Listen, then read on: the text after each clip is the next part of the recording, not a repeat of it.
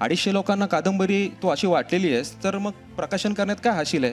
ते 50 लोकांपर्यंत पण जाणार नाही, कारण की मुळातच मराठी कादंबरीचा जो वाचक आहे तो फक्त 200 लोकांचा आहे आणि 200च प्रती छापल्या जातात. तर तू कशाला छापतोस?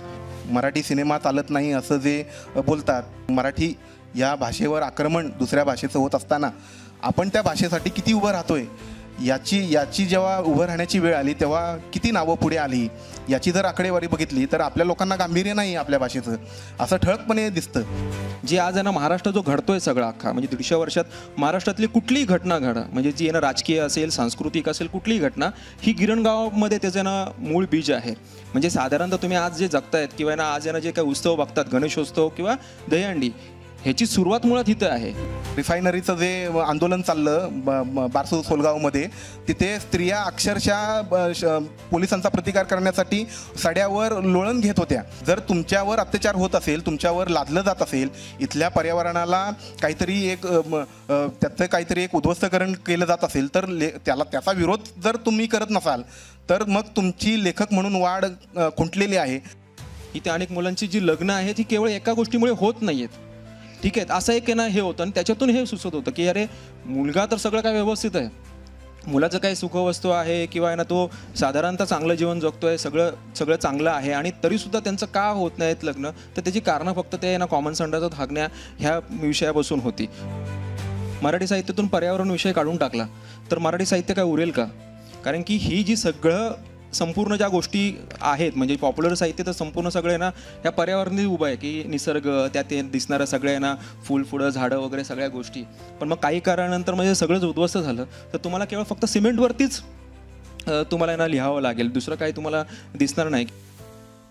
मुळात प्रकाशकाला बऱ्याच वेळा बघितलं की ना त्यांना ऑडियन्स माहिती नसतो की आपला वाचक ऑडियन्स कोण आहे. तर मला माहिती होतं की ना हे कोण वाचणार आहे की कोणापर्यंत जाऊ शकतं. तर त्यासाठी हा टीजर हा खूप चांगला एक उपाय होता, जे आमचा मित्र आहे ना अरविंद जोशीने ते बनवले होते. टीजर खूप चांगले समुद्र थीम घेऊन येणं बनवले होते. माझ्या मते त्याच्या अगोदर कोणीतरी बनवले होते, पण हे एक प्रणव सखदेवने बगळाचे बनवले होते थोडेसे. पण हे कसं हे प्रॉपर सिनेमॅटिक बनवले होते. म्हणजे मला अनेकांनी विचारलं की अरे ते काय फिल्मचं आहे काय हे? मी बोललो नाही, कादंबरीचं आहे. त्यांच्यासाठी तसं ते पहिलंच होतं, कारण की हे 4-5 होते, त्याला एक प्रोग्रेशन होता आणि ते टाकणंसुद्धा त्याचा एक टाईम होता आणि हे ठरवून केलं. त्यामुळे ते जास्तीत जास्त यंग लोकांपर्यंत पोचणं, मुळात त्याचा सगळाच अवकाश नुसतं ना कादंबरीचा टेक्स्ट नाही तर त्याचा बाकीचा अवकाशसुद्धा यंग राहावा, तो तरुण राहावा, ह्यासाठी ते सगळे प्रयत्न होते आणि ते जाणीवपूर्वक केले होते. म्हणजे अगदी कादंबरीचं नाव न टाकणं हा सुद्धा एक जाणीवपूर्वक प्रयत्न होता. मुळात ते की आहे ना प्रत्येक गोष्टीमध्ये अनेक मुलांना असं आहे ना एक भीती असते की अरे ना आपलं पुस्तक कधी येणार. म्हणजे मी अनेक पोरं बघतो की जे बहुजन मुलं आहेत ती रडतात पुस्तक जेव्हा येतं त्यावेळी. मुळात अशी काही गोष्ट नाही आहे. पुस्तक आहे ना रडायची काही गोष्ट नाही आहे. म्हणजे ज्यावेळी ना तुकारामाच्या जेव्हा गाथा पाण्यात बुडवल्या तेव्हाच ह्या बहुजनांकडून डॉक्युमेंटेशन करायचं आहे ना प्रकरणच लांबवलं गेलं. मला वाटतं ते आहे की तुम्ही पुस्तकं काढली पाहिजेत. म्हणजे त्याच्यानंतर आपण चर्चा करता येईल की अरे ते कसं होतं काय होतं, पण तुम्हाला लिहिलं पाहिजे, खूप सारं तुमचं डॉक्युमेंट केलं पाहिजे. तुमचं कथन, तुमची शैली, तुमचा आशय सगळ्या पद्धतीने डॉक्युमेंट करावं. म्हणून ह्या सगळ्या ज्या गोष्टी आहेत की ब्लर नसणं, त्या कादंबरीला ब्लर मुद्दावून घेतला नव्हता, पण त्याचं आहे ना जे मुखपृष्ठ होतं त्याचं एक आहे ना त्याला एक स्टोरी आहे. त्या मुखपृष्ठाला सुद्धा ते का केलेलं आहे त्याचा एक प्रवास आहे. ते जर पुढून बघितलं तर त्या गिरणीचा एक भोंगा दिसतो, चिमणी दिसते आणि पाठीमागे बघितलं त्या गिरणीच्या पाठीमागे सगळ्या स्कायस्क्रॅपर उभे राहिलेले दिसतात. परत त्यात एक आहे ना कॅरम आहे आणि कॅरम एक स्ट्रायकर दुसऱ्या स्ट्रायकरकडून जातो. म्हणजे एक वन जनरेशनकडून दुसऱ्या पुढच्या आहे ना जनरेशनकडे जाण्याचा तो प्रवास आहे संपूर्ण पहिल्या पानापासून तर शेवटपर्यंत. तर अशा गोष्टी आहेत. प्रस्तावना केलेली नाही आहे, पण माझं नाव पण तू स्वतः फोटोग्राफर असल्यामुळे तू हे इमॅजिन केलेलं आहे? हो, मी स्वतः फोटोग्राफर असल्यामुळे तो इमेजिन, तो फोटोही माझाच आहे आणि त्यामुळे ठरवलं होतं की हा फोटो वापरला गेला पाहिजे. मुद्दामून ब्लॅक अँड व्हाईट ठेवलं होतं आणि त्याची स्पाईनवरती सुद्धा त्यामुळे तसंच तो स्पाईन डिझाईन केला होता. आणि नाव माझं मी आतमध्ये ठेवलेलं आहे. बऱ्याच वेळा काय होतं की ना अनेक वेळा नावं बघून तुमचे हे ठरवले जातात की हा कोण आहे, मग घ्यायचं की नाही पुस्तक. त्यापेक्षा तुम्ही माझ्या ना कलाकृतीचं जे नाव आहे ते बघून तुम्ही ठरवा की काय ते घ्यायचं की नाही घ्यायचं ते. त्यामुळे मला वाटतं मुरलीधर खैरनाने असा प्रयोग केला होता शोध कादंबरीचा. त्याने त्याची जवळपास 80% कादंबरी फेसबुकवर टाकली होती. आणि मग हे जेव्हा तू फेसबुकवर टाकत होतास आणि तू जी काय व्याकरणाची तोडमोड केलेली आहेस आणि पहिल्या बुकिंग नंतर माझ्या मते 500 प्रती तर तुझ्या 3 दिवसातच संपलेल्या आहेत पटेलीच्या. तर हा सगळा ते जो ठरवून करत होतास तो कुठेतरी योग्य ट्रॅकवर जातोय असं तुला वाटतं का? हो, आता मुळात कसं झालेलं की ना, मी जेव्हा कादंबरी प्रकाशित करायची आहे, हे प्रकाशित करायचे हे मी निर्णय नाही घेतला आहे. हा निर्णय आमच्या टीमने घेतलेला आहे. मग त्यामध्ये प्रदीपसुद्धा त्याच्यामध्ये सामील आहे. प्रदीप आहे, श्रीधर पवार आहेत, तुम्ही आहात, संतोष आंधळे आहेत. ह्या सगळ्यांनी मिळून ठरवलं की ना, हे तुझी कादंबरी. त्याच्या अगोदर मी PDF केली होती आणि ती PDF 250 लोकांना दिली होती. आणि मग एक असे ना, जे जाणते जे माणूस होते त्यांनी म्हणलं की अरे 250 लोकांना कादंबरी तू अशी वाटलेली आहेस तर मग प्रकाशन करण्यात काय हाशील आहे. ते 50 लोकांपर्यंत पण जाणार नाही, कारण की मुळातच मराठी कादंबरीचा जो वाचक आहे तो फक्त 200 लोकांचा आहे आणि 200च प्रती छापल्या जातात. तर तू कशाला छापतोस असं त्यांनी सांगितलं होतं. मग त्यामुळे मी बोललं ठीक आहे. तरी पण ह्यांनी मुळात त्यांना डेअरिंग केली या सगळ्या टीमने की नाही, आपण तुझे ना छापली पाहिजे आणि हा आपण ना प्रयोग आपण करू. कारण की मी तर असंही टाकत होतो फेसबुकवरती आणि माझी इच्छा होती की संपूर्ण करावी. आणि ते फेक अकाउंट होतं, मुळात ते माझं अकाउंट नव्हतं. त्यामुळे मग ते शब्द परळकर नावाचं, त्यामुळे नंतर ते बंद केलं आणि तो सगळा बारगळला होता. पण अनेक लोक तुम्ही सगळ्यांनी की नाही नाही तू लिहिलं पाहिजे, पुढे वाढवलं पाहिजे, म्हणून ते एक वेळ मिळाल्यानंतर ते वाढवलं, लिहिलं आणि ते केलं. पण मग करोनाच्या काळात सगळेच असं आपण सगळे शांतता बसलो होतो. त्यावेळी विचार आला की अरे नाही, हे छापलं पाहिजे, हे केलं पाहिजे. आणि नंतर मग ते छापण्याची प्रोसेस केली. तर जी प्री बुकिंगचा जे आम्ही जोरदार म्हणजे तसं म्हणलं तर की तो प्रयोगच केला. आणि प्री बुकिंग नावाची जी संकल्पना फार कमी प्रमाणात होती, तिला आम्ही फक्त ॲग्रेसिव्हली जरा थोडंसं हे केलं. आणि माझ्या मते साधारणतः 350 पावणे 400 ना प्रति त्यावेळी बुक झाल्या होत्या प्री बुकिंगमध्येच. आणि त्याचं वितरणाचं कामच प्रदीप करत होता. आणि त्यामुळे तर ते आहेच. आणि मग ते बुकिंग झाल्यानंतर मग काही थोड्या दिवसातच ते लोकांपर्यंत पोचलंही होतं. म्हणजे अगदी अल्पावधीत त्या 1000 प्रतीसुद्धा त्याच्या गेल्या होत्या. आणि तो आम्हाला डेटासुद्धा माहिती आहे की जास्तीत जास्त जे मागवणारे होते ते सगळे तरुणच होते. म्हणजे जो आम्हाला ऑडियन्स आम्ही जे ठरवला होता आणि जो डेटा ठरवला होता त्यानुसारपर्यंत ते पोचलंही होतं. प्रदीप, गेल्या काही वर्षापासून यशवंतराव चव्हाण सेंटरने कादंबरीसाठी एक फेलोशिप उपक्रम सुरू केलेला आहे. निर्जा वगैरे त्याच्या मेंटॉर आहेत. तर याचा किती फायदा झाला तुला? आणि हा जो यशवंतराव चव्हाण सेंटरची फेलोशिप आणि पहिल्याच कादंबरीला युवा साहित्य अकादमी पुरस्कार, राज्य पुरस्कार, तर याचा किती एक या मेंटॉरशिपमध्ये किती त्याचा तुझ्या कादंबरीवर, लिखाणावरती फरक पडला? आणि हे जे 2 महत्त्वाचे पुरस्कार आल्यामुळे आता काय भान आहे तुझं? म्हणजे कशा पद्धतीने याला तू सामोरं जातोस? असे दोन्ही. सगळ्यात आधी यशवंतराव चव्हाण सेंटरच्या शरद पवार इन्स्पायर साहित्य फेलोशिपबद्दल थोडंसं सांगतो. शरद पवारांच्या 80व्या वाढदिवसानिमित्त यशवंतराव चव्हाण सेंटर नावाची एक संस्था आहे.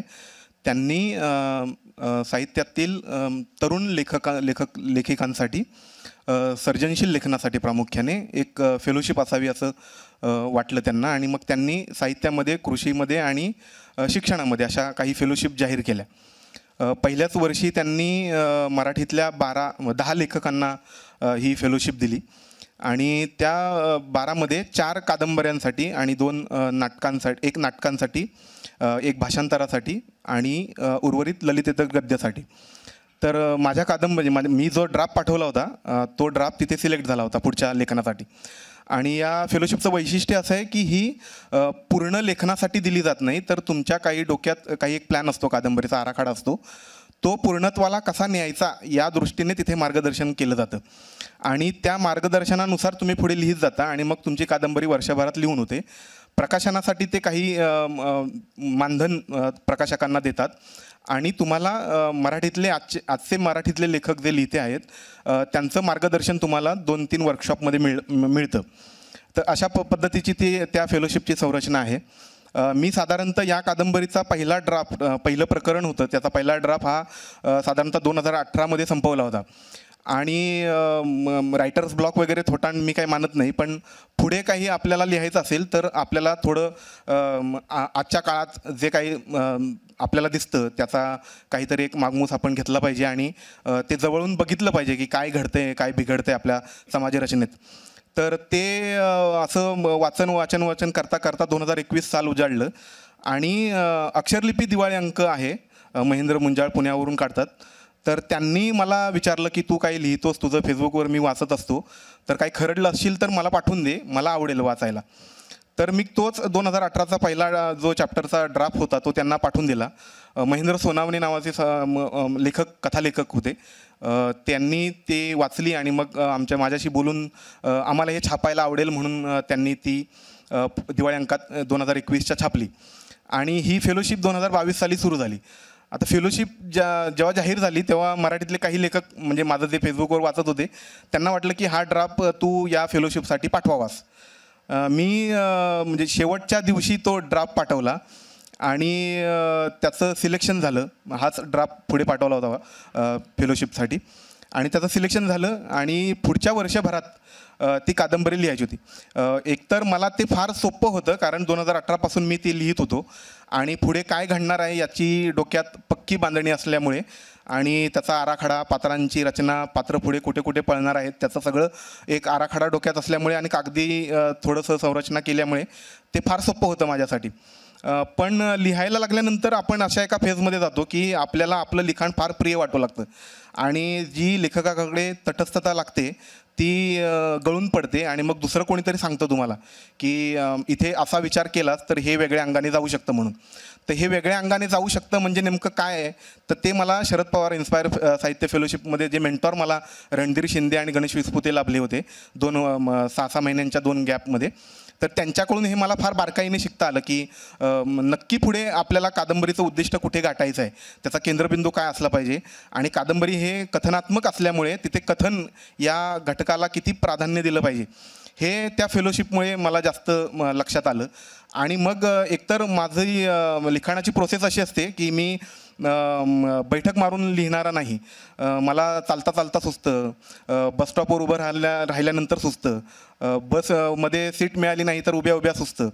तर हे असं असल्यामुळे त्याचं लिखाणाचे टप्पे हे मी आधीच लिहून ठेवल्यामुळे तिथे फक्त एकत्रीकरण करणं आणि त्या सूचनांचा गांभीर्याने विचार करून ते पुढे त्याला एक आकार देणं या दृष्टीने मला त्या फेलोशिपचा फार महत्त्वाचा वाटा त्या लिखाणात आहे असं प्रांजळपणे मी नमूद करतो. चंद्रकांत खोत असतील आणि त्या पुरस्काराचं एक राहिलं. मी कोणत्याही पुरस्काराकडे एक फार असं डोळसपणाने आणि गांभीर्याने पाहतो. विशेषतः राज्य वाङ्मयाचा आणि साहित्य अकादमीचा पुरस्कार हे दोन्ही प्रतिष्ठेचे पुरस्कार माझ्या पहिल्याच पुस्तकाला मिळाले. त्यामुळे लोकांनी धडाधड मेसेज पाठवायला सुरुवात केली, आता पुढे काय, आता पुढे काय. तर या पुरस्काराकडे गांभीर्यानं पाहणं आणि ती भूमिका म्हणजे लेखकाची जी काही भूमिका असते, तुम्ही ज्या पर्यावरणात राहत असता, वावरत असता, तर त्या माणसांचं जगणं तुम्ही पाहत असता, तर त्यांना मुखर करणं, त्यांच्या आवाजांना मुखर करणं हे मी माझं प्राथमिक कार्य समजतो लेखक म्हणून. तर त्यांना डोळसपणे पाहणं, त्यांच्याकडे करुणेने पाहणं आणि त्या सगळ्या जगण्याला समजून घेऊन त्यांचा आवाज आपल्या लिखाणाच्या माध्यमातून पोचवणं हे दोन्ही पुरस्कार ती जाणीव मला करून देतात.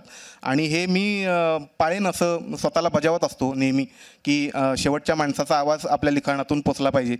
आणि हेच मला त्या पुरस्कारांचं वैशिष्ट्य वाटतं. पुरस्काराचं म्हणजे काय, ती गणित असतात, गटबाजी असते, त्याच्याशी मला काही लेणं देणं नसतं. मला मिळालं आहे, संपला विषय. पुढचा प्रश्न पण तुलाच आहे. आपण चंद्रकांत खोत, भाऊ उपाध्याय, जयंत पवार यांच्या अनेक कथा कादंबऱ्यांमधून मुंबई अनुभवलेली आहे, वाचलेली आहे आणि आता तुझ्या कादंबरीतून पण एक मुंबई दिसते आपल्याला. तर त्यांच्या कादंबऱ्यातून आलेली मुंबई आणि तुझ्या कादंबरीतली मुंबई कशी तुलना करशील किंवा किती बदललेलं स्वरूप आहे किंवा एक महानगरी साहित्य म्हणून नव्या पिढीचा लेखक म्हणून तू आता या मुंबईकडे कसा बघतोस त्यांच्या कादंबरीच्या फॉर्मॅटनुसार? मी एकतर 4थीत मुंबईत आलो होतो आणि तेव्हा फार काही अशी समज नव्हती. एक तर दुसऱ्यांच्या घरी राहणं आणि मग आपलं काम सुरू ठेवणं एवढंच त्या शहराचा आणि माझा संबंध होता. मी जेव्हा रात्रशाळेत शिकायला लागलो 8वीला तेव्हा मला असं जाणवायला लागलं की इथे येणारी जी मुलं आहेत ती वेगवेगळ्या स्तरातील आहेत. आणि मी वरळीला ज्या रात्रशाळेत शिकत होतो, आगरकर रात्रविद्यालय, तिथे आजूबाजूला सिद्धार्थनगर, जरीमरी मातानगर किंवा जिजामातानगर अशी छोटी छोटी झोपडपट्ट्या सदृश्य अशी एक संरचना तिथे उभी आहे आणि हे आजपर्यंत उभीच आहे ती. तर तिथे माझ्या वर्गामध्ये येणारी जी मुलं आहेत ती ह्या अशा अवकाशातून येत होती आणि मग हे नक्की जगणं काय आहे याची एक खुणूक म्हणावी किंवा त्याचं काय एक टोचलेपण असतं ते मला त्या वर्गात जाणवायला लागलं. म्हणजे मी असं पाहत होतो की मी एकतर सुरुवातीला पुढे बसायचो, नंतर मग पाठून मुलं टिंगलटवाळी केल्यानंतर मी त्यांच्यात जाऊन बसायला लागलो. पण मग नंतर लक्षात आलं की अरे हे गुटखा खाऊन त्याच बेंचच्या खाली थुकतायत. तर मग हे नक्की काय आहे, ही अवस्था काय आहे आणि हे जगणं नक्की काय आहे, हे याच्याकडे एकतर म्हणजे ते हिडीसपणे बघू शकत नव्हतो मी त्याच्याकडे, कारण ती माझ्याच अवकाशातून येत होती आणि त्यांना तसं काही एक्सपोजर नव्हतं शहरात. आणि पुढे काहीतरी आपलं सुदृढ आयुष्य जगेल, आपण सुदृढ होऊ आणि आपलं काहीतरी लोकांच्या म्हणण्याप्रमाणे आपण मार्गी लागू, तर तसं काहीतरी त्यांचं होतं की 10वी-12वी झाल्यानंतर आपलं काहीतरी होईल अशा आशेवरती तिथे येत होती. आणि बरं त्यांना शिक्षणात रस होता की असंही नाही, म्हणजे ते एकतर शिक्षकांना मागून टेम्पो नावाने हाक मारायची. तर मग हे असं सगळं काहीतरी विचित्रपणे चाललं आहे आणि या अवकाशात आपल्याला पुढे काहीतरी करायचं आहे अशी म्हणजे ते एकतर वाईट नव्हतंच मुळात, काय ते पोषकच म्हणावं लागेल माझ्या वाढीसाठी, कारण हे बघता आलं मला फार कमी वयात.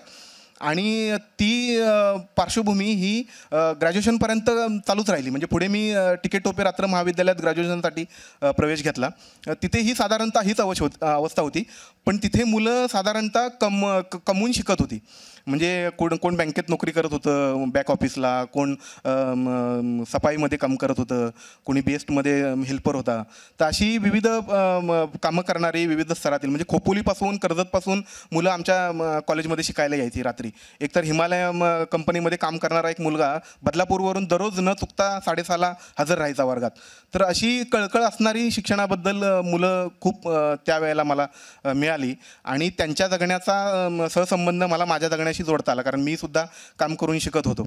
तर हे मुंबईचं बॅकड्रॉप आपण जर म्हणजे मी जेव्हा उभं करतो तेव्हा मला म्हणजे एकतर माझ्या वाचनाची सुरुवात ही BAच्या काळात झाली होती आणि BAला असताना सुरुवात कुठून करावी असा एक प्रश्न असतो. तर एंट्री म्हणून आपण सगळे संदीप खरेंच्या कविता किंवा पु ल देशपांडे किंवा वपू काळेंपासून सुरुवात करतो.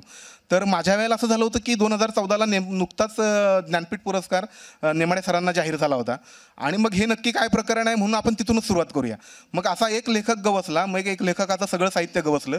मग पुढे भालचंद्र नेमाडे पासून चंद्रकांत खोतांचं साहित्य, जयंत पवारांचं साहित्य, JK ऐनापुरेंचं साहित्य किंवा कविता अरुण कोलटकरांच्या, दीपू चित्र्यांच्या, मन्याओकच्या, प्रकाश जाधवांच्या, नारायण सुर्वेंच्या किंवा ढसाळांच्या.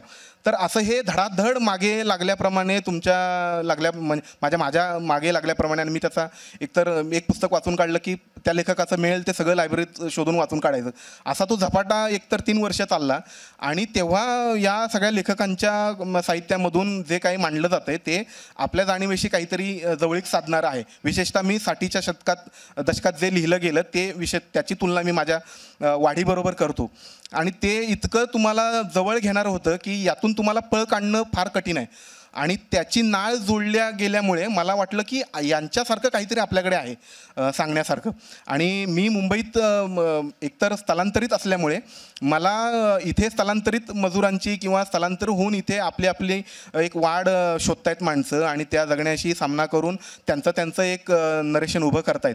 तर हे मला फार महत्त्वाचं वाटत होतं. आणि याच्यात आपलीसुद्धा काहीतरी गोष्ट आहे जी या सगळ्या जाणीवांपेक्षा थोडीशी निराळी आहे. आणि हे असल्यामुळे, याची जाणीव झाल्यामुळे खोल दुष्काळ डोळे लिहून झाली. महानगरी संवेदना म्हणजे नेमकं काय? म्हणजे मला माहिती आहे तुझा न्यू बॉम्बेमध्ये 3 BHKचा फ्लॅट आहे, पण तरीही तुला दादरची BDD चाळ अजून सोडवत नाही. तुला कॉमन संडास, जो तुझ्या कादंबरीमध्ये वारंवार त्याच्यावरती अनेक पानं आपण खर्ची घातलेली आहेत, कॉमन संडास हे तुला सुटत नाही. आणि या सगळ्या जाणीवा नेणीवा हे बघत कसा तू वाढलास आणि तुझ्या कादंबरीमध्ये या सगळ्या महानगरी संवेदना कशा उमटायला लागल्या? ती सुरुवात कशी झाली? खरं तर हा प्रश्न समीक्षकांचा प्रश्न आहे, म्हणजे महानगरी संवेदना कशा शोधणं वगैरे. पण तरीसुद्धा आहे ना, समीक्षक जे मराठीतले आहेत ना, त्यांना अजून आहे ना ते बाहेर आहे ना बघतच नाहीत. त्यांना साधारणतः मुंबईमध्ये जगतो म्हणजे माणूस महानगरी आहे एवढाच जगतो. मुंबईचे 3 वेगवेगळे पदर आहेत महानगराचे. म्हणजे एक आहे ना जो टॉवरमधला आहे, म्हणजे ना प्रतिष्ठित किंवा ना एलिट आपण म्हणतो तो आहे. आणि एक दुसरा अधोविश्वातला आहे जो की ना झोपडपट्टीमध्ये राहतो किंवा स्लममध्ये किंवा अजून वेगळा आहे. पण जो मधला स्तर आहे जो की चाळीत राहतो तो हा वेगळा आहे इतर महानगरांपेक्षा, हे त्यांना अजूनपर्यंत सापडलेलंच नाही आहे. मुळात माझं जे काही जगणं आहे हे गिरणगावाशी संबंधित आहे आणि गिरणगाव हा खूप महत्त्वाचा आहे एकंदरीत. आणि गिरणगावची ना वेगळी समीक्षक ओळखसुद्धा आजवरनं कोणी केली नाही आहे की बाबा गिरणगावामध्ये वेगळं आहे, ती चाळ आहे. मुळात तो सुद्धा निम्नवर्गीय आहे आणि अधोविश्वासी तो वेगळा आहे थोडासा. आणि गिरणगावाला स्वतःची एक संस्कृतीसुद्धा आहे. म्हणजे स्वतःला त्याने ना एक त्याचं स्वतःचं एक परिस्थिती की त्याने स्वतःची यांना तयार केलेली आहे. म्हणजे त्याच्यावरती ना मी एक तर अभ्यास करतो आणि मी एकदम आत्मबरोडीने नाही, मी एकदम ठामपणे सांगू शकतो की गिरणगावाने जे दिलेलं आहे, जे आज यांना महाराष्ट्र जो घडतोय सगळा अख्खा, म्हणजे 150 वर्षात महाराष्ट्रातली कुठलीही घटना घडा, म्हणजे जी यांना राजकीय असेल, सांस्कृतिक असेल, कुठलीही घटना ही गिरणगावामध्ये त्याचं ना मूळ बीज आहे. म्हणजे साधारणतः तुम्ही आज जे जगतायत किंवा ना आज यांना जे काही उत्सव बघतात, गणेशोत्सव किंवा दहीहंडी, ह्याची सुरुवात मुळात इथं आहे. जे की ना आज महाराष्ट्राची संपूर्ण जगात ओळख आहेत, ते कोणी दिलेले आहेत तर ते गिरणगावाने दिलेले आहेत. ह्या संपूर्ण देशाचं पहिलं काय म्हणतो की ना भांडवली आहे ना इंडस्ट्रियल कॅपिटलिझम आपण जे म्हणतो ते ह्या गिरणगावाने दिलेलं आहे या देशाने. म्हणजे ह्यानी हे सगळं, आणि तिथलं जे जीवन आहे, मग तिथलं जीवन कसं आहे बाबा, की बाबा आज यांना जी मुलांची अवस्था, म्हणजे ते का कादंबरीत येतं, कारण की तो नंतर आपल्याला तुम्हाला कळतं की तो विचारतो प्रश्न की त्या हिला की तू कॉमन संडासात हागणार का, हा प्रश्नावरती आहे. आणि इथे अनेक मुलांचे जे जगणे आहेत किंवा इथे अनेक मुलांची जी लग्न आहेत ही केवळ एका गोष्टीमुळे होत नाही आहेत. ठीक आहे, असं एक ना हे होतं आणि त्याच्यातून हे सुचत होतं की अरे मुलगा तर सगळं काय व्यवस्थित आहे, मुलाचं काही सुखवस्तू आहे किंवा आहे ना तो साधारणतः चांगलं जीवन जगतोय, सगळं चांगलं आहे, आणि तरीसुद्धा त्यांचं का होत नाहीत लग्न, तर त्याची कारणं फक्त ते ना कॉमन संडासात हागण्या ह्या विषयापासून होती. तर अनेक मुलींनी ना त्यांना नकार पण दिला होता. म्हणजे ते हे सगळं बघत होतो. त्यामुळे गिरणगाव हे एक अशी एक वेगळी जागृती आहे, चेतना आहे की त्याच्यामुळे ना तुम्हाला ना एक वेगळं जग सापडतं. आणि ते तुम्हाला असं नाही आहे की संपूर्ण महाराष्ट्रातून, देशातून अनेक लोक इथं स्थायिक झालेले आहेत आणि त्या स्थायिक होण्यातून त्यांनी सगळी त्यांची संस्कृती पण आणली, त्यांची भाषासुद्धा आणली. म्हणजे भाषेचा जर विचार केला तर गिरणगावची भाषा अत्यंत सर्वार्थाने वेगळी भाषा आहे. त्याच्यामध्ये तुम्हाला ते कळून येणं, ती वेगवेगळ्या भाषेतून तर येतच आहे, पण तिने स्वतःची पण एक नवीन भाषा तयार केलेली आहे, त्याचं एक नवीन व्याकरण तयार केलेलं आहे, त्याने अनेक गोष्टी नव्याने दिलेल्या आहेत मुळात. आणि हे जे गोष्ट आहे, हे गोष्ट अनेकांनी लेखकांनी सुद्धा सापडवलेलं नाही आहे की त्यांनी ते बघितलेलं नाही. त्याचा जसं तुकड्यात आलेलं आहे. आणि गिरणगाव पण असं सगळं एकसंध नाही आहे. म्हणजे तो तुम्हाला जर बघितलं तर लालबाग परळमध्ये ना वेगळा सापडतो, तुम्हाला नायगावमध्ये वेगळा सापडतो, तुम्हाला घोडपदेव माझगावमध्ये वेगळा सापडतो, तुम्हाला ना वरळीमध्ये वेगळा सापडतो. आणि प्रत्येकाचं हे एक वेगवेगळं एक स्वतंत्र संस्कृतीसुद्धा आहे. म्हणजे अशा अनेक गोष्टी आहेत. आणि हे कसं आहे की तुम्हाला ही जी गिरणगाव उभं राहणं किंवा गिरणगाव तयार होणं ही पण एक राजकीय कृती आहे किंवा राजकीय घटना होती की ते ठरवून केलेलं आहे. म्हणजे त्या काळातच तसा विचार केला की खूप जागा होते ना, तरीसुद्धा ते जो ॲक्ट आहे, म्हणजे जो BIT होता, नंतर BDD होता, तरी पण त्यावेळेस तुम्हाला 100 फुटामध्ये त्यांनी ना वसवलं होतं. तुम्हाला सांगितलं होतं की 100 फुटात तुम्हाला राहायचं आहे. मग त्याचं जीवन तसंच ते बनत गेलं. आणि आजही तसंच होतं आहे. म्हणजे तुम्ही आज आहे ना असं, आज सरसकट ग्रामीण बोललं जातं, पण ग्रामीण कुठं आहे आज, सगळे वेगवेगळ्या शहरं छोटी छोटी वाढत आहेत, अर्बन आहे ते. म्हणजे आपण ती संकल्पना, म्हणजे तुम्हाला काय होतं आहे की ज्या सामाजिक संकल्पना आहे, जे सोशल सायन्समधून ज्या येणाऱ्या संकल्पना, त्यासुद्धा समीक्षेमध्ये किंवा साहित्यामध्ये बघितलं गेलं पाहिजे. आणि त्यानुसार म्हणजे आता तर वेगळी नवीन शहरं तयार होत आहेत. म्हणजे आज आपण ना काय मुंबई पहिली, दुसरी, तिसरी, चौथी, मग ते काही दिवसांनी 5वी मुंबई पण आहे ना तयार होते की काय, असं एक आहे ना केवळ ना ते दाखवलं गेलं जाईल. तर ह्या सगळ्या, आणि प्रत्येक ठिकाणी जेव्हा जेव्हा नवीन काहीतरी तयार होईल, तिथल्या संवेदना, तिथल्या सगळ्यांच्या लोकांचं जगणं ते वेगवेगळं वाढत जाईल. आणि ते वाढत जाताना माणसांचं आहे ना सगळं ते फ्रॅगमेंटेड असणं किंवा ते विखंडित असणं हे सगळं येत जातं. आणि मुळात त्यांना त्या विखंडतेला मला मांडायचं होतं, ती विखंडता नक्की काय आहे, म्हणून ते सगळं आलेलं आहे. पण ही जी गिरणगावाची जी अस्वस्थता तुझ्यामध्ये कायम दिसते, जी एक बळबळणारी जखम आहे, तिचा निचरा करण्यासाठी तू पायरीसारखा एक उपक्रम सुरू केला होतास. माझ्यामध्ये प्रदीप पण त्या उपक्रमात होता. तर तो पायरीचे माझ्यामध्ये एक 10-15 तुम्ही त्या संदर्भातले कार्यक्रम केले. एक्झॅक्ट काय होता पायरी हा उपक्रम, आणि पायरीच हा नाव का? पायरी मुळात त्यांना ते कसं आहे की ते ऐतिहासिकच पायरी आहे. म्हणजे पायरी म्हणजे ते मुंबई मराठी ग्रंथसंग्रहालयाच्या खाली माझ्या मते मराठीतले जे सगळे चांगले, जे गंभीर विचार करणारे, गंभीर साहित्य ज्यांनी निर्मिती केली पॉप्युलर न मांडता, त्या सगळे लोक तिथे येऊन बसायचे, चर्चा करायचे, एकमेकांना शिव्या घालायचे आणि एकमेकांच्या साहित्यावर पण चर्चा करायची आणि एकमेकांना त्यातून सांगायचे की काय कसं आहे. अशी मोठी परंपरा आहे. म्हणजे बरेच लोक आहेत, म्हणजे नावं आपण घ्यायला गेलं तर लिस्ट कमी पडेल एवढी नावं आहेत. तर त्या पायरीला एक ऐतिहासिक महत्त्व होतं मुळात. म्हणून तर मी त्या की त्याला पुनरुज्जीवन करावं थोडंसं त्या पायरीचं. आणि म्हणून मी पटेलीचं प्रकाशनसुद्धा पहिल्यांदा तिथं घेतलं. आपण त्या सगळ्यांनी मिळून तिथं केलं होतं की ते असावं. आणि पायरीचे नंतर मग जे करणं म्हणजे आम्हाला हे सुचलं की अरे हे आपण असं केलं ते लोक वाचतायत, लोक बघतायत आणि चांगले लोक त्याला प्रतिसादसुद्धा देत आहेत. म्हणून आम्ही विचार केला की आता पायरी आपण वेगवेगळ्या ठिकाणी सुद्धा आपण नेऊया. आणि ते वेगवेगळ्या ठिकाणी नेण्याचा दृष्टिकोन असा होता की म्हणजे अनेकांना लेखक तो आतमध्ये ना त्याच्या टेक्स्टमध्ये पुस्तकामध्ये काय लिहितो हे वाचणं खूप इंटरेस्टिंग वाटतं. अरे ते चांगलं आहे. पण मुळात तो लेखक कुठल्या परिस्थितीमध्ये जगतोय, कुठल्या इकोसिस्टीममध्ये जगतोय हे लोकांना नको असतं. म्हणून आम्ही तो विचार केला की बाबा पायरी ही म्हणजे आता समजा जर ना नामदेव ढसाळ आहे तर गांडू बगीचा जे आहे जो ॲक्च्युली अस्तित्वात आहे तिथं आपण जाऊन करू. किंवा ना प्रकाश जाधवची ना दादरच्या पुलाखालची कविता आहे तर नक्की दादरचा पुलाखाली म्हणजे नक्की काय आहे तर तो आपण जाऊन बघू. लेबर रेस्टॉरंट आहे तर तो ह्याच्यामध्ये लेबर कॅम्पमध्ये तर तिथे हे सगळे ना बाबूराव बागुल आणि अण्णाभाऊ साठे ना तिथे होते. म्हणून त्यांचा जो परिवेश आणि ते कसे जगलेले आहेत ते जगताना त्यांचा जो काय अवकाश आहे जे काही पर्यावरण आहे ते सुद्धा दिसणं त्या ह्याच्यातून हे करावं हे त्याच्या मागचा उद्देश होता. म्हणून ती पायरी असं आम्ही करत होतो. हा प्रश्न तुमच्या दोघांसाठी आहे की तुमच्या दोघांचं लिखाण हे काही पॉप्युलर अंगाने जाणारं नाही आहे. तुम्ही समाजाचं आणि व्यवस्थेचं क्रिटिक करत असतात तर ते लिहिताना काय काळजी घ्यावी लागते? प्रदीप. मी तरी काही काळजी घेत नाही व्यवस्थेवर टीका करताना. मला काही ते काळजीचं कारण वाटत नाही. कारण तुमच्या जगण्याचा तो भाग आहे. म्हणजे तुम्ही ज्या अवस्थेत राहताय, ज्या पर्यावरणात वावरताय तिथल्या तुमच्यावर लादल्या जाणाऱ्या गोष्टींचं दडपण जर तुम्ही घ्यायला लागलात तर मग लेखक म्हणून तुमची वाढ खुंटते. आणि त्या गोष्टीनं जर तुम्ही विरोध करत नसाल तर मग कुठेतरी काहीतरी बिघडतंय असं मला स्वतःलाच विचारावं असं वाटतं अनेकदा. आणि या सगळ्या काही घटना घडतात म्हणजे सगळ्याच अंगाने तुमच्या वाढीच्या अनुषंगाने किंवा तुमच्यावर लादली जाणारी अमानुष वागणूक किंवा दलितांवरचे अत्याचार. म्हणजे पाण्याच्या उच्चारासाठी तुम्हाला जर मारहाण होत असेल आजही स्वातंत्र्याच्या 75 नंतर तर मग आपलं काहीतरी बिघडलं आहे याच्याकडे डोळसपणे आणि चिकित्सकपणे पाहणं फार मला महत्त्वाचं वाटतं.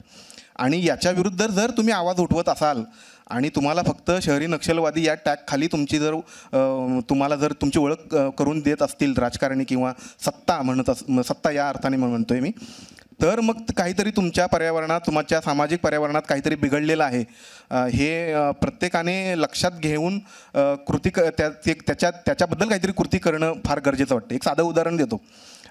हिंदीची भाषा आपल्याकडे आता मध्यंतरी लादण्याचा एक जो काही उपक्रम राजकीय धोरणांनी आपल्यावर लादला आणि त्याला विरोध करण्याची वेळ आली तेव्हा मराठीतले किती लेखक आणि मराठीशी संबंधित ज्यांचं काम आहे ते किती पुढे आले याची जर आकडेवारी बघितली. मराठी सिनेमा चालत नाही असं जे बोलतात ते मराठी या भाषेवर आक्रमण दुसऱ्या भाषेचं होत असताना आपण त्या भाषेसाठी किती उभं राहतोय याची जेव्हा उभं राहण्याची वेळ आली तेव्हा किती नावं पुढे आली याची जर आकडेवारी बघितली तर आपल्या लोकांना गांभीर्य नाही आपल्या भाषेचं असं ठळकपणे दिसतं.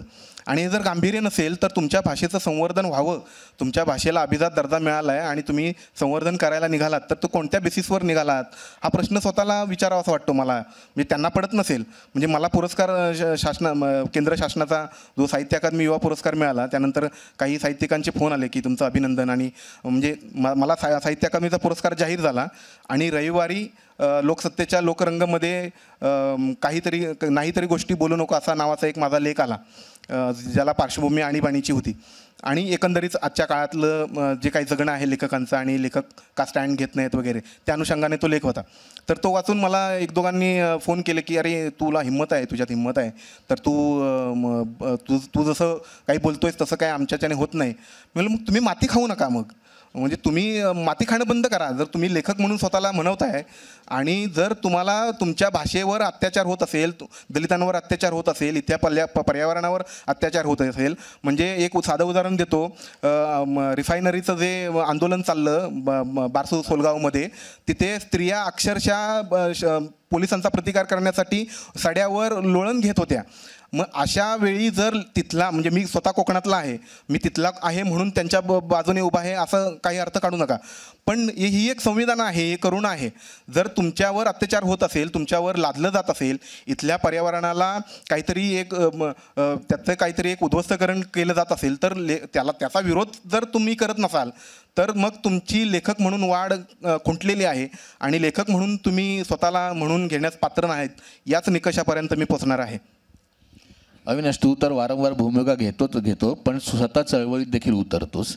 तू कोकणातला आत्ता प्रदीपने जो उल्लेख केला बारसू आंदोलन वगैरे असेल, फार जवळून तू बघितलेलं आहेस. त्याचे काय मार्गदर्शक तत्व असलं पाहिजे याच्या निर्मितीमध्ये तू आहेस. तर तू काय सांगशील या सगळ्या याच्याबद्दल? नाही, आता तेच म्हणजे आता प्रदीपने तर ते सगळ्या गोष्टीची सांगितलं आहे गोष्ट.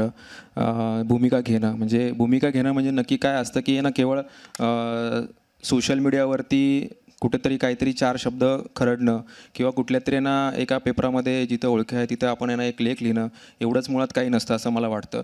आणि मुळात हा जो पर्यावरणाचा जो अवकाश आहे, म्हणजे आता ना मराठीचा त्याने मुद्दा घेतला, तर मुळात असं आहे की पर्यावरण राहणार आहे का भविष्यामध्ये? म्हणजे आज जर ना मराठी साहित्यातून, म्हणजे कुठल्याही साहित्यातून, पण मराठी साहित्यातून जर म्हणलं, मराठी साहित्यातून पर्यावरण विषय काढून टाकला तर मराठी साहित्य काय उरेल का? कारण की ही जी संपूर्ण ज्या गोष्टी आहेत, म्हणजे पॉप्युलर साहित्य तर संपूर्ण सगळे ना ह्या पर्यावरणाने उभं आहे की निसर्ग, त्यात दिसणारं सगळे ना फुलं झाडं वगैरे सगळ्या गोष्टी. पण मग काही काळानंतर म्हणजे सगळंच उद्ध्वस्त झालं तर तुम्हाला केवळ फक्त सिमेंटवरतीच तुम्हाला ना लिहावं लागेल, दुसरं काही तुम्हाला दिसणार नाही. किंवा नाहीतर सगळं तुमच्या ना काय असेल की ज्या तुमच्या 4 भिंती आहे, 4 भिंतीच्या आतमध्ये जे सगळे मेलोड्रामा घडतात सगळे, म्हणजे जे फॅमिली ड्रामा, तेवढंच आहे का? आणि लेखकाचा शोध म्हणजे इथं मोठ्या मोठ्या गोष्टी सांगितल्या जातात की लेखक हा शोधक असतो, शोध घेतो. तो शोध काय केवळ फक्त असा ह्याच्यातूनच दिसतो का, म्हणजे तुमच्या घरातच दिसतो का?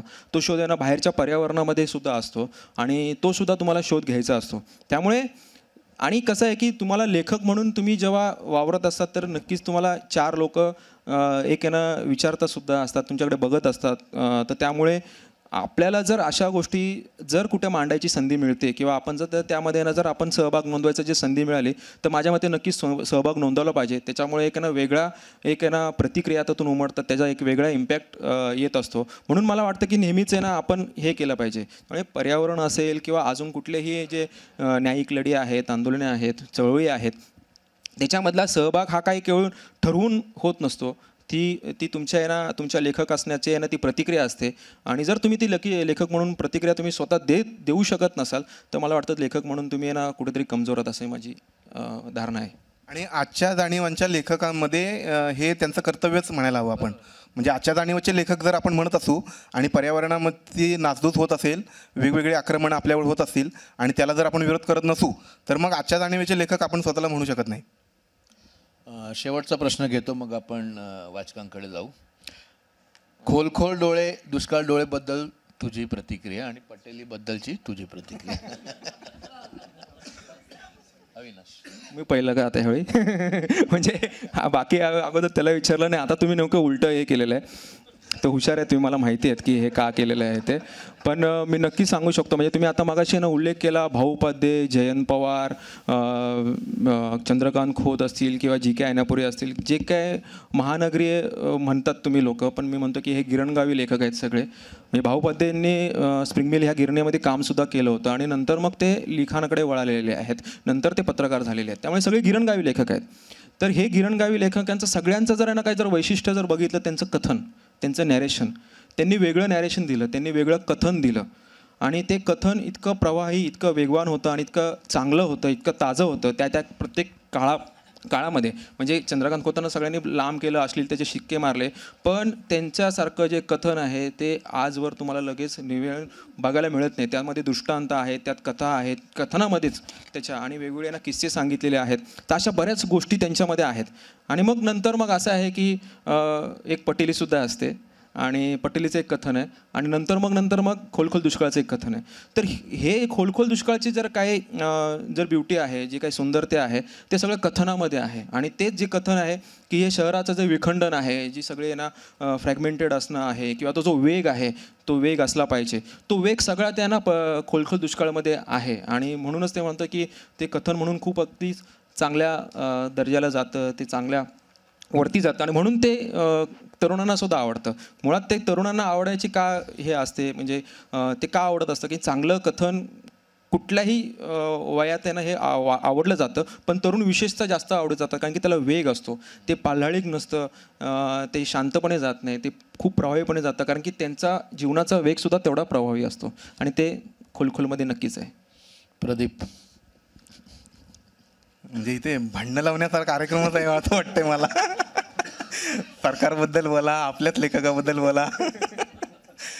पण मला फार महत्त्वाचं वाटतं की ही कृती होणं, आपल्याच लेखकाबद्दल तटस्थपणे बोलणं आणि त्याच्या साहित्याला एक मित्र म्हणून नव्हे तर एक वाचक म्हणून भिडणं.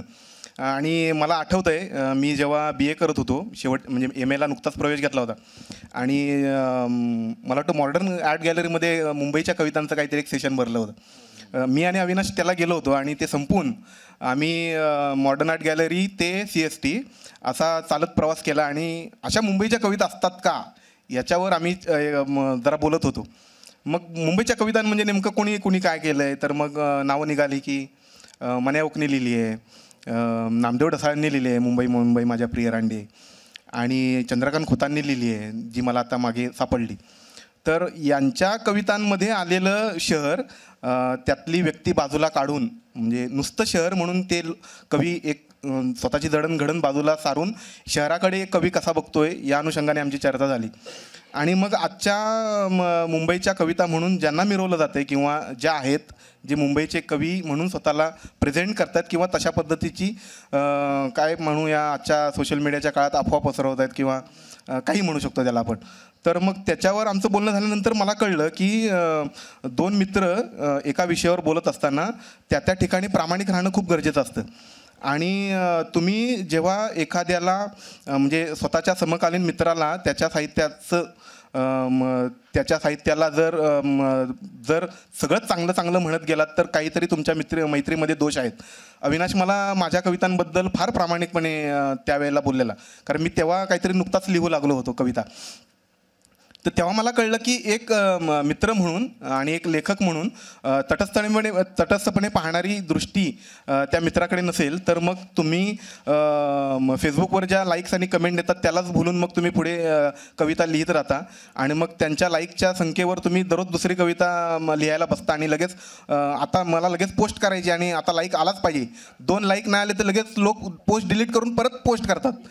तर अशा भानगडी हे काही आपल्या मैत्रीमध्ये असता कामा नये. तर हे मला अविनाशच्या त्या बोलबच्चनमध्ये खूप जाणवलं.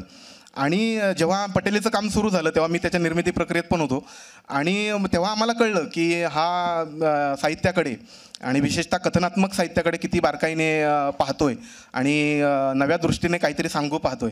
तर ही दृष्टी मला त्या पटेलीमध्ये दिसली. आणि क्रिटिक्स करणं आपल्या पिढीला हा एक महत्त्वाचा भाग आहे जो आत्ता गळून पडलेला आहे आपल्या सगळ्या समीक्षेतून किंवा आपल्या पर्यावरणातून साहित्यिक. म्हणजे समीक्षा आता काही राहिलीच नाही, फक्त तुम्हाला पेपरमधून जे तुमचं गुणगान गायलं जातं तेवढंच.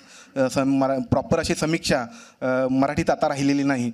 तर हा तटस्थपणा आणि तुमच्या साहित्यावर चांगलं वाईट सगळ्याच अर्थाने त्याच्या बाजू सांगणं, इथे चुकलं, इथे सुधारणेला वाव होता, इथे वेगळ्या अंगाने विचार करता येऊ शकतो, या सगळ्या गोष्टी मला खास करून आमच्या जाणीवेतल्या पिढीकडून मला फार महत्त्वाच्या वाटत आल्यात. आणि म्हणजे आमच्या पिढीचा हा एक दोष आहे की ते एकमेकांच्या साहित्यावर बोलत नाहीत आणि त्यांना शिव्याही घालत नाहीत की ते तुला चांगलं करता आलं असतं म्हणून. तर ही निराळी बाजू मला अविनाशमध्ये दिसली आणि तीच त्या सगळ्या कादंबरीमध्ये उठून दिसली. वेगचा मगाशी अविनाशने उल्लेख केला तर वेग नावाचं एक स्वतंत्र चॅप्टरच त्याच्या कादंबरीमध्ये आहेत. म्हणजे शहराचा वेग किती आहे आणि त्या कथनातला वेग किती आहे हे जर पडताळून बघितलं तर मग शहर किती आपल्या अंगावर येतं हे फार प्रकर्षाने अविनाशच्या पटेलीमध्ये जाणवतं. मला वाटतं या मराठी साहित्यातल्या जय वीरू जोडीवर एक जोरदार टाळ्या होऊ द्या. आणि मी आता वाचकांकडे वळतो. कोणाला काही प्रश्न विचारायचे असतील तर कृपया आयोजकांनी माईक तिकडे पास ऑन करावा. झालं, सरकारबरोबर टीका केली, सगळे शांत.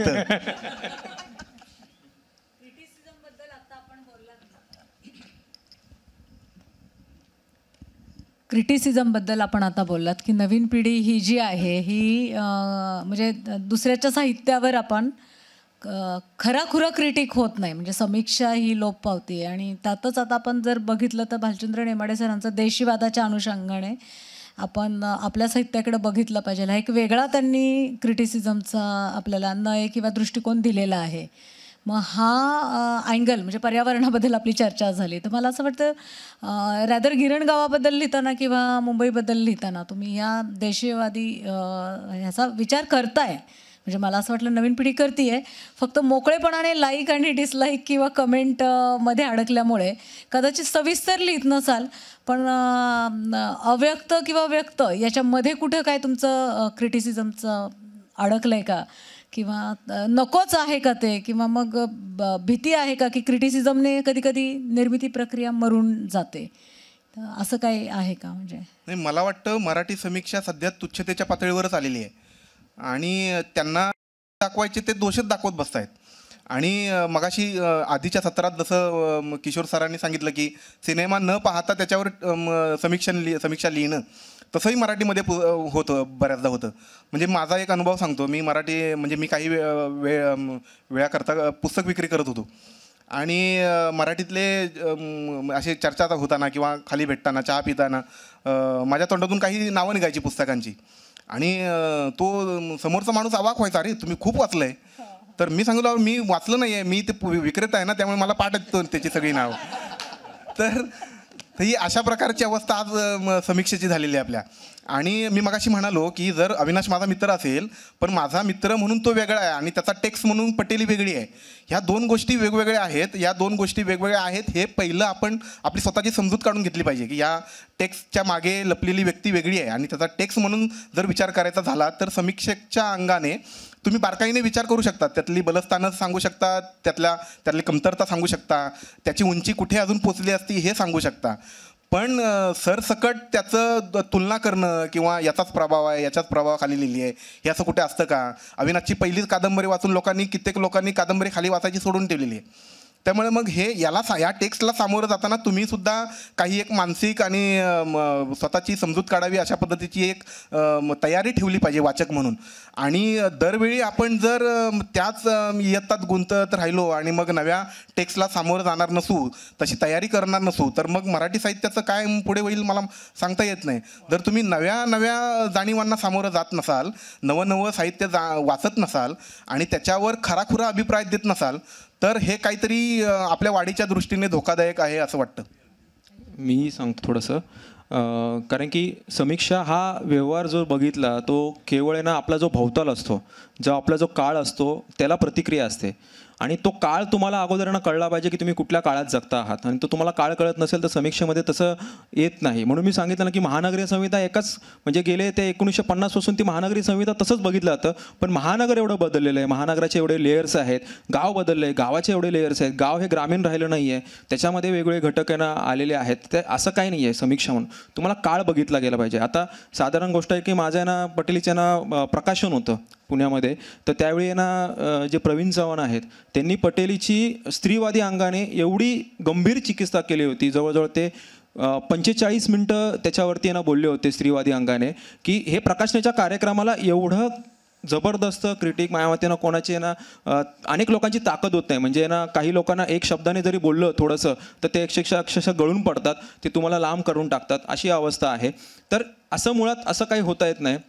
मग तुम्हाला काळ कळतायत तर काळ तुम्ही आहे का, वाचलाय का, तुम्ही ना समाजशास्त्रीय ज्या गोष्टी आहेत त्या वाचतायत का, तुम्हाला राजकारण कळतंय का, राजकारण वाचतंय का, इथलं पर्यावरण आजचं कसं बदलतंय हे कळतंय का, तर तुम्ही त्याला प्रतिक्रिया म्हणून तुम्ही समीक्षामध्ये त्या गोष्टी मांडत जाल. केवळ तुम्ही ना त्याचा घाट, त्याचा ना फॉर्म काय आहे किंवा त्याचं ना काहीतरी ना भाषा, इथं भाषाही बदलती आहे, वेगळी झालेली आहे. तर तुम्ही ह्या जर गोष्टी जर तुम्ही अंडरस्टँड करून घेत नसाल तर तुम्हाला ते समीक्षा जमणारच नाही आहे. तर त्यासाठी नवीन समीक्षा तुम्हाला करण्यासाठी हा काळ बघावा लागेल. आत्ता थोडा मी ऐकलं का सिनियर आणि ज्युनियर हा थोडा फरक केला जातो आहे. काळाकाळाप्रमाणे सिनियर ज्युनियरच्या व्याख्या पण बदलतात. आमच्या वेळी, नाव आय एम 76 इयर, आमच्या वेळी आम्हाला एवढा स्कोप नव्हता. तुम्हाला टी व्हीवर किंवा अनेक प्रकारे स्कोप मिळाला आहे आणि मी ॲप्रिशिएट करतो तुम्ही त्याचा ॲडव्हान्टेज घेऊन उत्कृष्ट लेखन केलेलं आहे, हे खरं आहे. आणि ह्याच्यापुढेही आपल्या जी मुख्य चालवणारे राजकारण लोक आहेत त्याच्यावर ह्याच्याहून प्रखर टीका करता आली पाहिजे असं माझं प्रामाणिक मत आहे.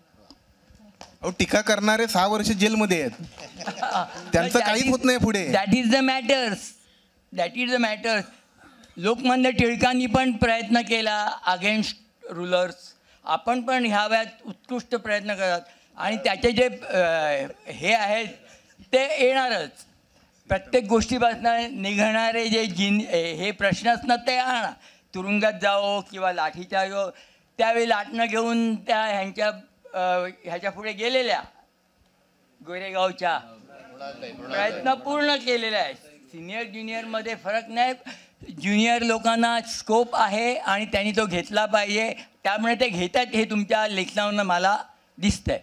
नाही, पण एक गोची अशी झालेली आहे की मी पाहतो की तरुणांचं लेखन ज्येष्ठ साहित्यिक फार वाचत नाहीत, अशी माझ्यापर्यंत खूप जणांचे अभिप्राय आहे. म्हणजे त्यांना काय म्हणजे एकतर वाचायचं नाही आणि मग हां तो आहे ना, मग काय लिहिलं आहे त्यांनी, बघा तुम्ही तेच परत लिहिता. अरे पण वाचाल तर ना, म्हणजे नव्या जाणीवांचं लेखक म्हणून म्हणायचं आणि मग वाचायचंच नाही आणि मग म्हणायचं तेच लिहिताय. म्हणजे तेच लिहिणं म्हणजे तुमच्या पिढीने तुम्ही लिहिलं, तुम्हाला स्कोप होता त्याप्रमाणे. पण आमच्या पिढीत सगळं स्थलांतर होतं आहे, बदललं आहे वातावरण, शहराचं वातावरण बदललं आहे. इतक्या सगळ्या नवीन स्ट्रक्चर या शहरात उभी राहत आहेत. त्यांना जर भिडायचं नसेल आणि ते भिडलेलं जर मग आपण कादंबरीमध्ये आणलं आणि त्याला जर वाचक वर्ग लाभणार नसेल आणि ज्येष्ठ साहित्यिकांकडून किंवा इतर वाचकांकडून जर त्याची हेटाळणी होत असेल आणि त्यांना सामोरं न जाता तुम्ही तुमचा निर्णय देत असाल तर मग हे काही पोषक नाही आहे माझ्यामध्ये. Every action there is a reaction.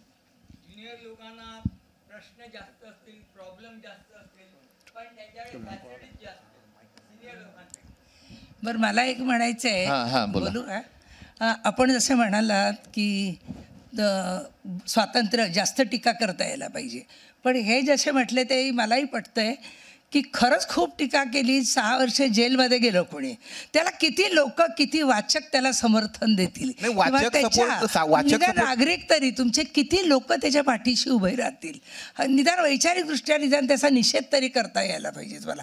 तुम्ही प्रत्यक्ष नाही.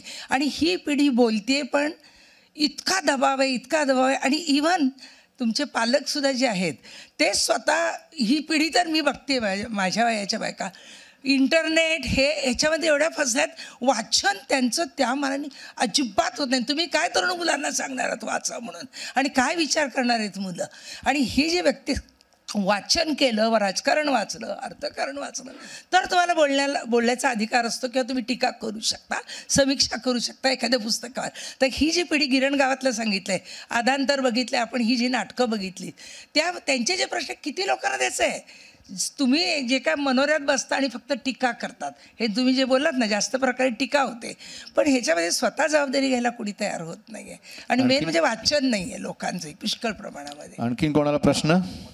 हां, कृपया आपला प्रश्न विचारा, आपली मतं नका. मला तुम्ही दोघंही आत्ताच्या पिढीतले आणि तुमचं जे जगणं आहे ते तुमच्या टेक्स्टमधनं, तुमच्या कादंबरीमधनं दिसतं. आपलं जे जगणं आहे ते पचवून त्याचं गाळीव अनुभव स्वतःसाठी चर्वित चर्वण करून आपल्या अनुभवाचं कलेत रूपांतर करणं म्हणजे पुस्तक छापणं आणि जसं जगलो तसंच्या तसं आपल्या पर्स्पेक्टिव्हनुसार मांडणं म्हणजे कला. की आपल्याला आलेले अनुभव आपण डायजेस्ट करून त्याचं आणखीन काहीतरी नवीन थोडंसं रूपांतर करून, फिक्टिशियस करून, नॉट एक्झॅक्टली फिक्टिशियस, त्याची कलेत रूपांतर करणं, याच्यावर तुमच्या दोघांचा किती विश्वास आहे? याला जोडून नीरजाचा पण प्रश्न आहे. सकाळच्या सत्रामध्ये पण ह्याच्याविषयी थोडी चर्चा झाली होती. वास्तववादी लिहिणं आणि एक आपलं जग म्हणजे जे अनुभवाचा तो तुकडा घेऊन पूर्ण वेगळं जग उभं करून आपलं लेखकाचं म्हणून एक जग उभं करणं, हे आजच्या काळामध्ये कमी होते का? आपल्याकडे आता सतत वास्तववादी मी जगलोय ते मी लिहिणार असं आपण बऱ्याचदा म्हणतोय आणि ते कवितेमध्ये पण येतं आहे. म्हणजे आत्ता मला असं सतत जाणवत राहते की कवितेमधनं कविता हरवली आहे का आणि विधानात्मकता जास्त येते आहे का? तसंच थोडं लेखनाचं होतंय का? आता जे तुम्ही मगाचपासून मांडताय दोघं जणांना, की ह्यांनी सुद्धा म्हटलं आणि तू पण म्हणतोयस की मुंबईतलं जीवन बदलतंय, ते आम्हालाही दिसतंय. म्हणजे आम्ही गिरणगावातलीच आहोत सगळेजणच इथे असलेले. मला वाटतं बरेच जण गिरणगावातच वाढलेले आहेत, कारण मुंबई गिरणगाव म्हणूनच ओळखायचं आहे. म्हणजे वरळी गोळ्यावाड्यापासून भायखळ्यापासून प्रत्येक ठिकाणचं जगणं वेगळं होतं.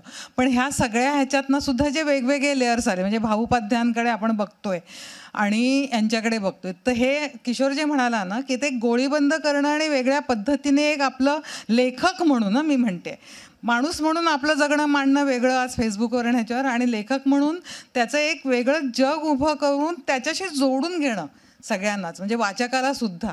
ते त्याच्याबद्दल तुम्हाला काय वाटतं? आत्ता तुम्ही एक नवीन लेखक म्हणून तुमच्याकडनं जास्त अपेक्षा आहेत असं मला वाटतं.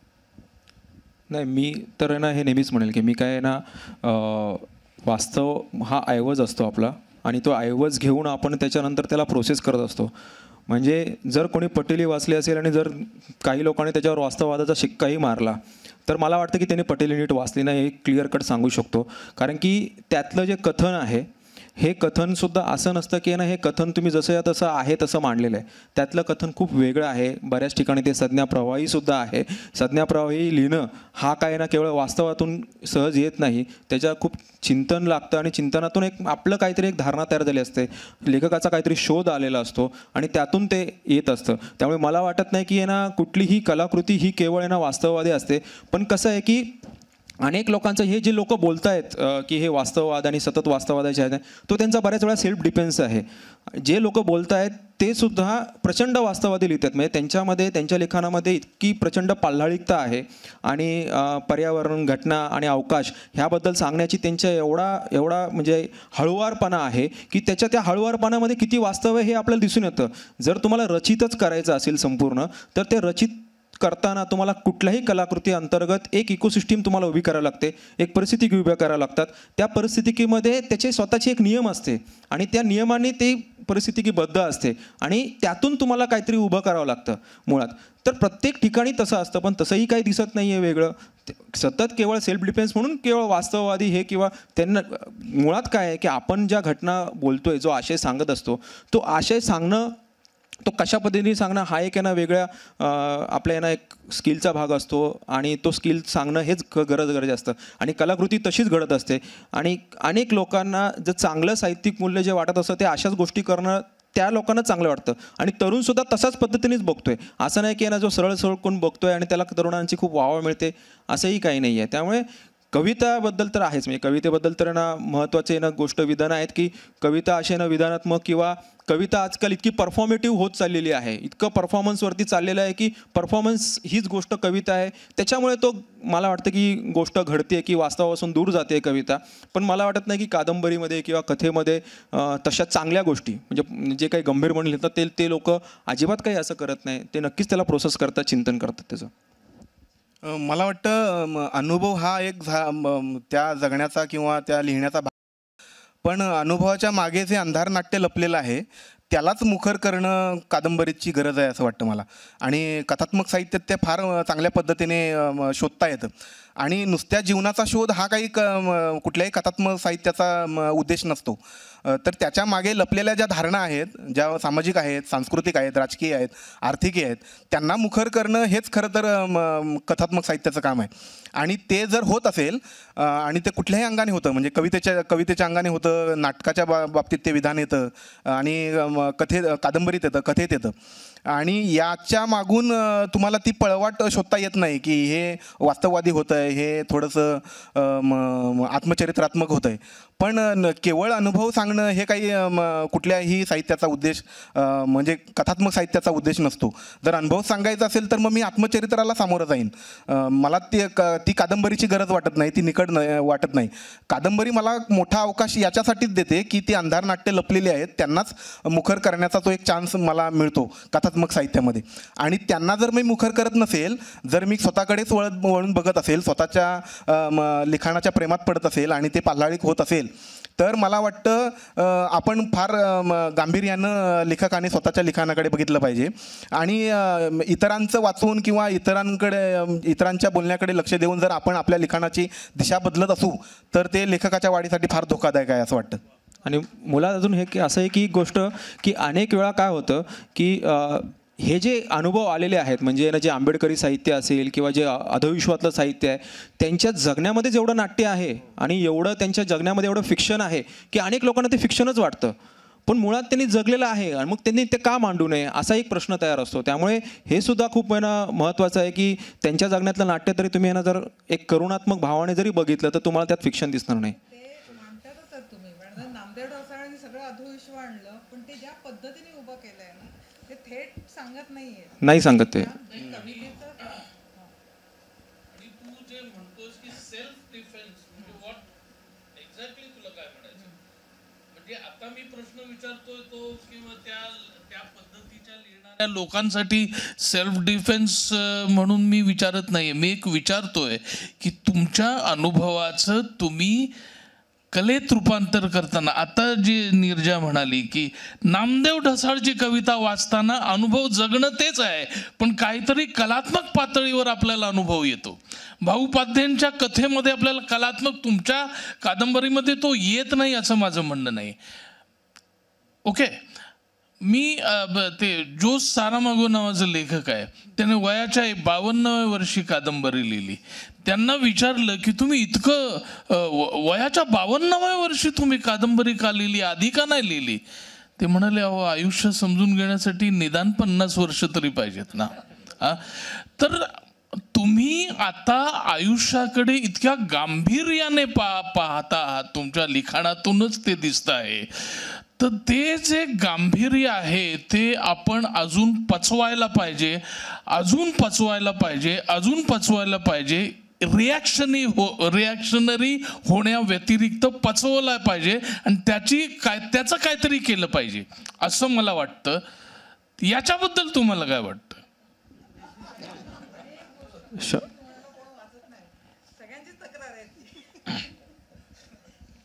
नाही 100% तेच आहे. म्हणजे आपण बऱ्याच वेळा पचवून नंतरच ना काहीतरी प्रतिमा निर्मिती करत असतो. म्हणजे प्रतिमा निर्मिती म्हणा किंवा ते मोटिफ म्हणा काय आपण म्हणजे मेटाफॉर म्हणा ज्याच्या काही सगळ्या गोष्टी असतात प्रतीक निर्माण करणं हे नुसतंच केवळ कवितेत नाही तर कादंबरीमध्ये सुद्धा होत असतं, कथात्मक किंवा कथनात्मक साहित्यामध्ये सुद्धा होत असतं आणि ते होणं गरजेचं आहे आणि ते केलंच पाहिजे. आणि माझ्या मते तसं त्याची जो काही परिपक्वता येते ती काळांतराने अजून जास्त परिपक्वता येत राहते आणि ते अजून जास्त चांगलं होत जातं कालांतराने असं मला वाटतं. पण लिहिलं पण पाहिजे, सतत लिहिलं पाहिजे.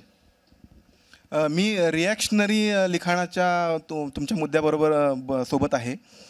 मलाही तसंच वाटतं की रिॲक्शनरी काही असू नये आणि रिॲक्शनरी जे लिहिणारे आहेत ते नेमकी रिॲक्शन घ्यायची वेळ येते तेव्हा घेत नाहीत. मराठी भाषेचा मुद्दा आला तेव्हा कोणी रिॲक्शन घेतली तेव्हा सगळे गप्पाच असतात. पण इंडिया पाकिस्तान ऑस्ट्रेलियाने महिलांनी मॅच जिंकली तेव्हा मात्र लगेच कविता पाडल्या यांनी. तर मग हे असू नये असं वाटतं मला.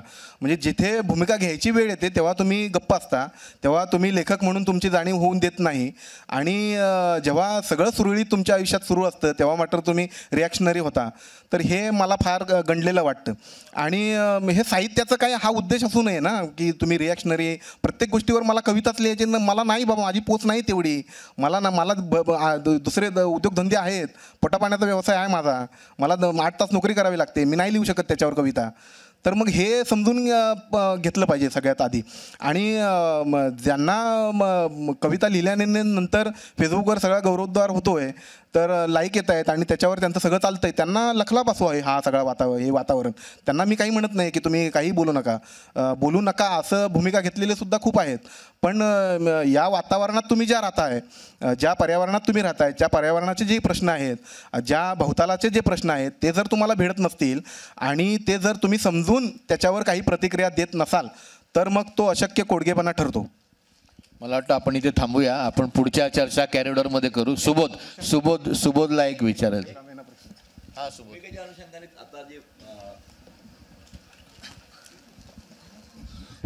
भूमिकेच्या संदर्भातच मला एक प्रश्न विचारायचा आहे की आताच्या काळात फ्रॅक्चर फ्रीडम म्हणजे एका पुस्तकाचं नावच होतं फ्रॅक्चर फ्रीडम, आणि ते नाव इतकं हे झालं की त्याला पुरस्कार जाहीर झाल्यानंतर तो पुरस्कार नंतर दिलाही गेला नाही. शासनाने घोषित केलेला पुरस्कार होता फ्रॅक्चर फ्रीडम या पुस्तकाचा, तो दिला गेला नाही.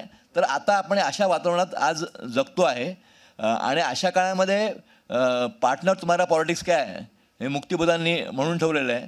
तर या सगळ्या संदर्भात आता परवा काल विद्यार्थी त्यांनी एक त्यांच्या स्तंभात लिहिलेलं आहे फेसबुकवर की 2 कार्यक्रमात त्यांनी उल्लेख केलेला आहे. एक आपला हा जो कार्यक्रम होतो आहे लोकसत्याचा त्याचा उल्लेख केला आहे, आणि दुसरा उल्लेख केला आहे की त्याच दिवशी डॉक्टर आनंद तेलतुंबडेंच्या एका पुस्तकाचं सेल अँड सोल याचं प्रकाशन झालं. तर त्या प्रकाशनामध्ये तिथे 3 लेखक होते जे तुरुंगात राहिले होते. त्यातला एक 19 वर्ष तुरुंगात होता, एक 9 वर्ष आणि दुसरा 33 महिने तुरुंगात होता. तर त्यातल्या एका लेखकाने सांगितलं की माझं पुस्तक हे 2 वर्ष न्यायाधीशांकडे पडून राहिलं प्रकाशित होण्यासाठी. 2 वर्ष न्यायाधीश वाचत होतं, त्यानंतर त्याला परवानगी दिली गेली. तर आज अशा वातावरणात आपण जगतो आणि अशा वेळेस लेखकाची भूमिका ही स्पष्ट भूमिका असली पाहिजे असं मी व्यक्तिगत मानतो. परंतु परवाच्या एका कार्यक्रमात एका महान नाटककारांची जी प्रतिक्रिया आलेली आहे ती प्रतिक्रिया खूप गंभीर आहे. त्यांनी असं हे केलं की उजवेही फेकू आणि डावेही फेकू. सुबोध प्रश्न घे. तर मला एक हाच विचारायचं की माफ करा एक मिनटं. तर एक मिनटं मला बोलू दे. मला फक्त मला अक्षय मला बोलल्यानंतर मग प्लीज. तर मला फक्त एवढंच म्हणायचं आहे की यात आपण तारतम्य करणार की नाही एवढंच लेखक म्हणून आपल्याला काय वाटतं बस. फक्त मुद्दा की सुबोध मोरेंना माझी अत्यंत नम्र विनंती आहे. मी त्या मुलाखतीला उपस्थित होतो. 2.25 तासांची मुलाखत होती. त्यात त्यांनी पूर्ण ते पाहिलं तर या विधानाबद्दलचे गैरसमज जे फेसबुकवरून झालेले आहेत, उजवे फेक आणि डावे फेक असं एलकुंचवार म्हणालेले नाहीत. त्यांनी स्पष्टपणे तो मुद्दा उलगडून सांगितलेला आहे. धन्यवाद. ठीक आहे, या की नोटवर आपण थांबतोय. आपण पुढची चर्चा कॅरिडॉर मध्ये करू. धन्यवाद सगळ्यांचे. नव्या जाणीवेचे लेखक भूषण तू ऑलरेडी यांचे पॉडकास्ट केलेले आहेत. नव्या जाणीवेचे लेखक या चर्चासत्रासाठी मान्यवर इथे उपस्थित राहिले. त्यांनी आपली परखड मतं मांडली आणि आपला लेखन प्रवास उलगडला, त्याबद्दल धन्यवाद. मी लता दाभोळकर यांना विनंती करते त्यांनी व्यासपीठावर यावं आणि लोकसत्तातर्फे आपण त्यांना एक छोटीशी भेटवस्तू देणार आहोत, ती त्यांना द्यावी. आपल्या मान्यवरांचे आभार. प्रदीप कोकरे सर.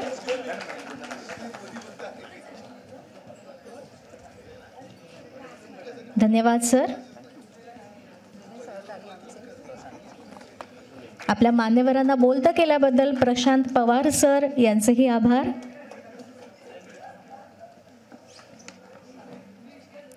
अविनाश उषा वसंत सर यांचेही मी आभार मानते. धन्यवाद. नव्या जाणीवेचे लेखक हे सत्र इथेच संपन्न झाले.